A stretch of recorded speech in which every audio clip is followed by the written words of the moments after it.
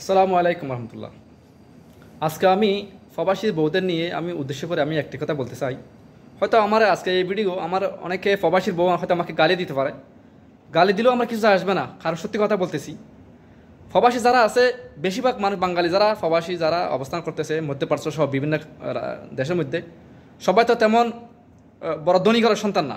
তারা সবাই বেশিরভাগ মধ্যবিত্ত, নিম্ন মধ্যবিত্ত, বলতে গেলে গরিব ঘরের সন্তান। ঠিক আছে, ধনী ঘরের সন্তানরা কখন বিদেশে আসে না, তাদের পয়সার অভাব নাই, তারা বিলাসিতার শেষ নাই, তারা ব্যবসা বাণিজ্য করতেছে, বিদেশে আসার তেমন দরকার নেই। হ্যাঁ, যদিও বা আসে তারা ব্যবসা বাণিজ্য করতেছে। ঠিক আছে, বেশিরভাগ প্রবাসী যারা জিন্দগি যারা বসবাসরত প্রবাসী যারা, তারা বেশিরভাগ গরিব ঘরের সন্তান। তো আমি বলতে চাই, প্রবাসীর বউরা তাদের শপিং মলের দোকানে দোকানে যাইয়া এমন ফুটানি যে বলার মতো না। তাদের প্রতি মাসে বছর 2-4-5 বার যদি তারা শপিং না করে, তাদের দিন চলে না। তা তাদের উদ্দেশ্যে আমি বলতেছি, আপনারা আজকে যে ফুটানি করতেছেন তারা, আপনার জামাই কত কষ্ট করে এই যে গ্রীষ্মের সময়, যে জুন জুলাইয়ের সময় কি যে গরম, যারা বাইরে কাজ করতেছে তারা জানে। মধ্যপ্রাচ্য সহ বিশেষ করে মধ্যপ্রাচ্যের মধ্যে যারা আছে, তারা এমন গরম যে বাইরে 2টা মিনিট দাঁড়িয়ে থাকার সুযোগ নাই, এরকম গরমের মধ্যে আপনারা জামাইরা, আপনারা স্বামীরা এরকম কষ্ট করতেছে। আপনারা যদি দেখেন, যদি মানবিক দিক দিয়ে চিন্তা করেন, আপনাদের চোখ দিয়ে পানি আসবে। আর আপনারা কি করেন, আপনাদের এটা লাগবে ওটা লাগবে, এমন চাহিদা শেষ নাই। আপনাদের চাহিদা শেষ নাই, আপনারা যতটুকু পান না কেন আরও চাহিদা লাগবে।